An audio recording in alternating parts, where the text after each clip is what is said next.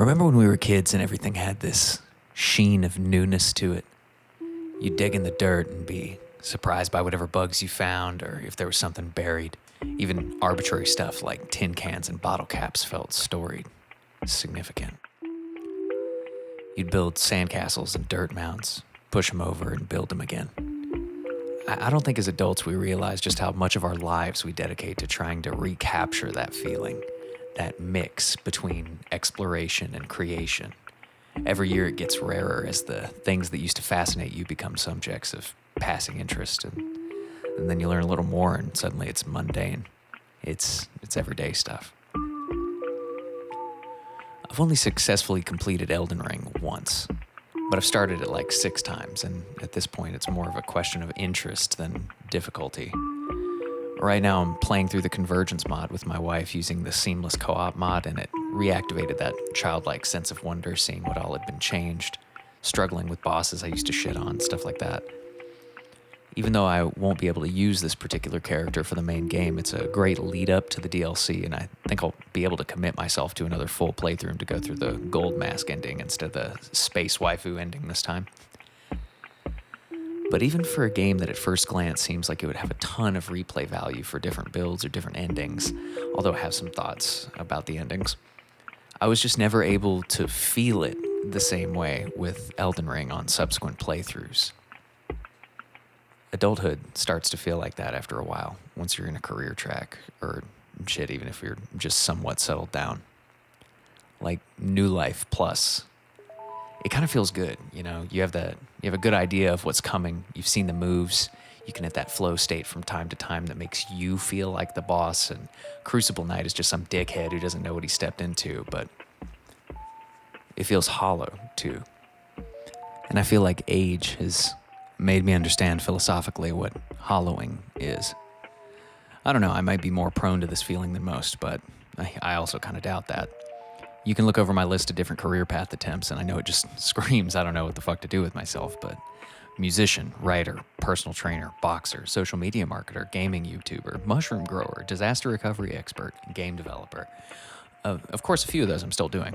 The most boring sounding one of those being one of them, and I've kept pieces of all of them in my life. I still work out, I still love medicinal mushrooms, I still suffer through social media promotion whenever I put out a new work of some kind, but I didn't realize until recently just how relatable the residents of Firelink Shrine were, to harken back to the original Dark Souls, just grasping at purpose, trying not to go hollow. Anything to give them direction, to stay sane in a world that needs people very little and provides for most of them even less. And there are real-life hollows all around us, and they're not monsters, they're people like you and I that just couldn't find their sun, or found it in the wrong place, like a bottle or a pill. We crave to disrupt the status quo, to contribute something, to assuage that feeling that we're meant to do something important, to feel newness, to discover and create. And contrary to this, for the average person that isn't a particle physicist or working in the field of AI, a lot of ground is just already covered. There's significantly fewer new steps to take. Fewer every day.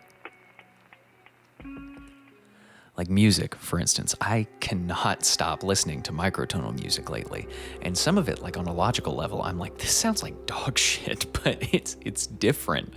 And when I realized that, in that instant, I understood how, not too long ago, the mumble rap craze, a trend I fundamentally hated when it began, happened. It might have been shitty by most conventional standards, but fuck, it made you feel something, even if it was disgust. It surprised you. And fuck, is it rare to be surprised these days? Elden Ring surprised me though. When it came out, I couldn't believe it. A beautiful, unique, and God forbid, fully functioning game that contained 50 plus hours of content and no microtransactions. Unheard of in this day and age, and even though there are more standouts here than just Elden Ring, but you know, at the time it was the biggest example. And the thing is, Elden Ring is not a perfect game. To be honest, the bosses in Elden Ring, in my opinion, are closer to Dark Souls 2 than they are to any of the other Souls games, and that really isn't a compliment, but man, did it feel perfect when it came out. The walk out into Limgrave, the overlook into Liurnia, clenching your way through Caelid, finding out Volcano Manor existed. Not this. There's genuinely too many wow moments to recall, no matter how much Owen Wilson you carry in your heart. It felt like childhood. The world felt lived in, storied, significant, but mysterious, like the grass and swamp and rot is trying to speak to you in a language that it can only communicate through trial and error, rage and elation, triumph, pride, despair, and desperation. It tells a story that it doesn't care if you understand. But just like real life and all the other FromSoft games, there's an element of this game that is both incredibly frustrating and beautiful. There is no right answer. I wasn't in a particularly good headspace when Elden Ring came out. I'd been struggling with some COVID-related long-term issues that were really fucking with my head, and I found myself resonating with a particular ending, the Frenzied Flame. Now, when I think about what that ending represents, it terrifies me that I could ever relate with something so defeatist and nihilistic. Just burn it all. Start over because nothing is worth saving. It's the same kind of mindset that leads to mass shooters and a variety of other villainous headspaces, tyrants, demagogues, charlatans, lunatics. They've all felt that dissonant unrest, a deep hatred of the joy that some feel in the presence of your pain that leads you to push a particular group or everyone to feel what you feel. A misery that loves company. May chaos take the world, right? But hasn't it already? And hasn't it always had it? It's funny how sayings you thought were stupid when you were a kid really start to make more sense as you age. The more things change, the more they stay the same. And Elden Ring is really the same story that From has told in most of its Souls titles, because in many ways it's the only story. The ebb and flow of greatness and ruin, and everyone caught in the fallout of time's pitiless and cruel march forward. Fires fade, kingdoms rise, gods die, blood is spilled. There are no right answers, only less wrong, lesser evils. Life doesn't really care if you understand the story either, and Googling the latest cheese strat for existence has only led me to crypto and pyramid schemes. P.S. If you want to lose weight fast, DM my business email. The overall point that I wanted to arrive at, if I can even call it that in so loosely structured a video, is Elden Ring and the emotions it elicited made me realize why nostalgia is not really a happy emotion. Nostalgia makes you remember how you felt, but it doesn't make you feel that way. It's like smelling food that you loved. It's close, sort of, I guess, but it's not the same as eating it. I remember the innate sense of purpose I felt as a kid, like I was going to make some profound impact on the world. And I still feel that way in some ways, but as time passes, I also feel it becoming corrupted. That confident, I will do something valuable, gets replaced by this desperate, I must do something valuable. And that's a dangerous headspace to be in. It makes you easy to manipulate if glory is dangled in front of you. It leads people into making the kind of impacts that they could make, but never asked if they should have. Like mending the ring, linking the fire, building a wall, waging war. I feel like many people, if they possessed the same main character energy as Radahn, would likely attempt a similar feat, halt the stars, avert fate, raise a middle finger to the inevitable. Unfortunately, we all possess no such power. Time marches, and things change whether you get it, whatever that means for you, at some point or not. A common theme with many of From's games is that the primary pursuit the character embarks on is some sort of ruse. It's a trick. Linking the fire is just a sacrifice through immolation that you make to keep gods in power. Pale blood is the friends we made along the way, or something, basically just a MacGuffin to keep the character pointed at something. Even the creator admits it has no true definition. And outside of that, the disease, that was being treated via blood administration was created so some asshole could experiment with blood administration, which causes something much worse. And the Elden Ring, the titular thing with which we're meant to save the world, save the order, only grants more power to something that existed thoughtlessly as the tarnished, the omen, those who live in death, and anyone outside of the grace of the Erd Tree were persecuted across the lands between, making you consort to a fickle and unstable goddess that is source or adjacent to much of the misery that you observe traveling this vast and battered countryside.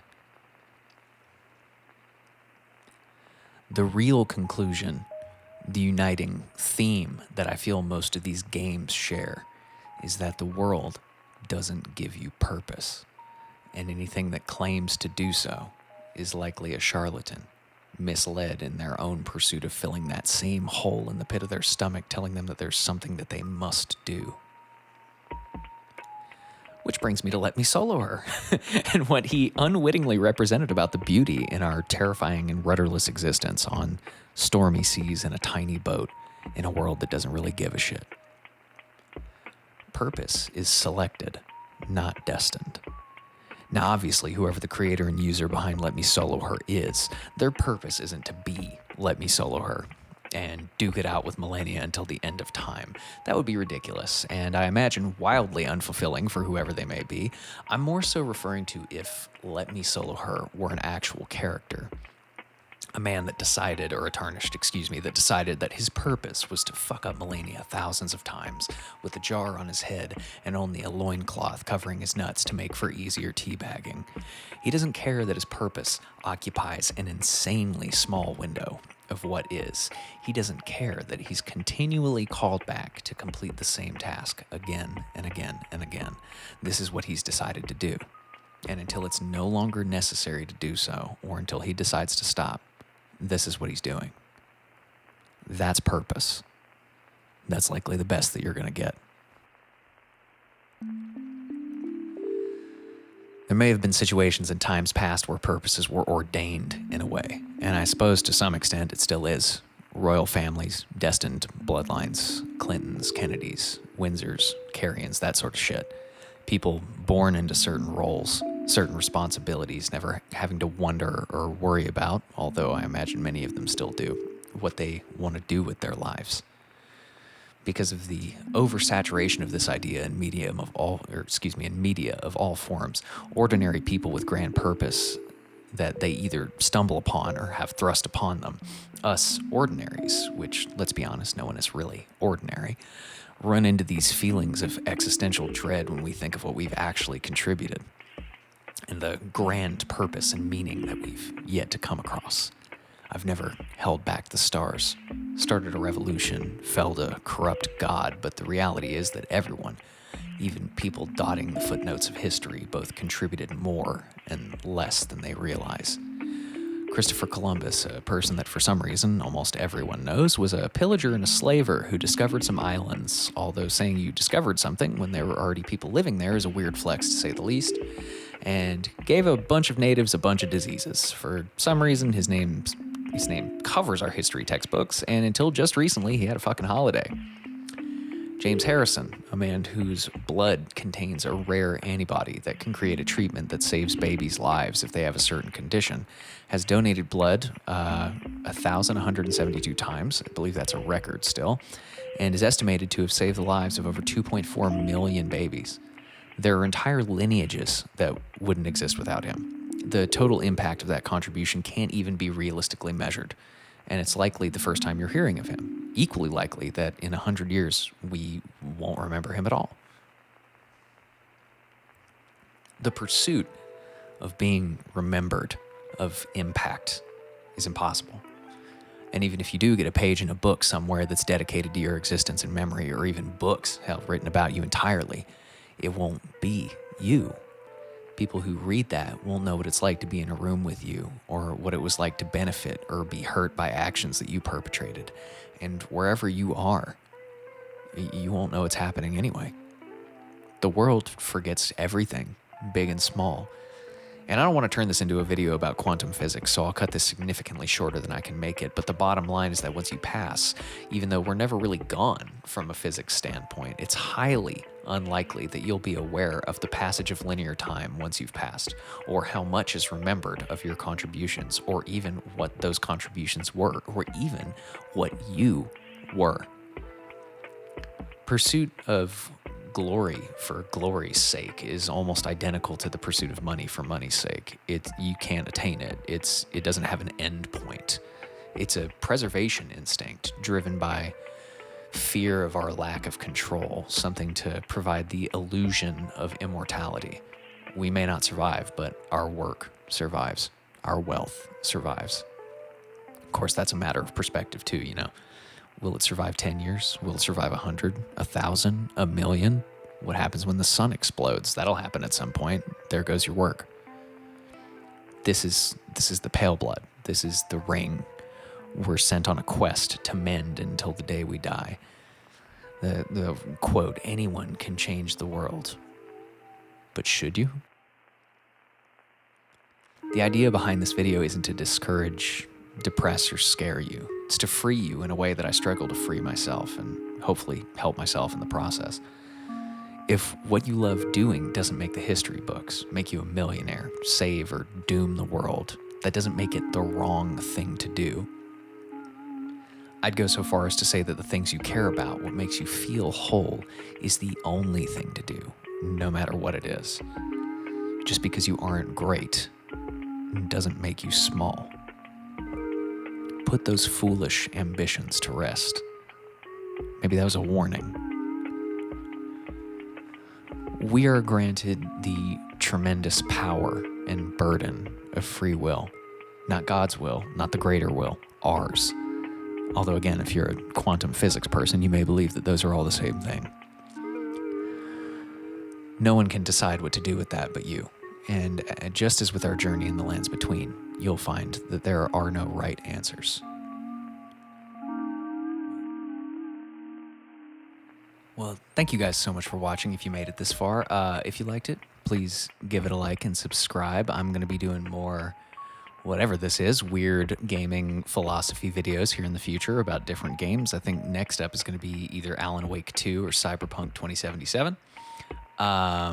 And share this with your friends. Tell me about your lives. Tell me what resonated here with you, if anything.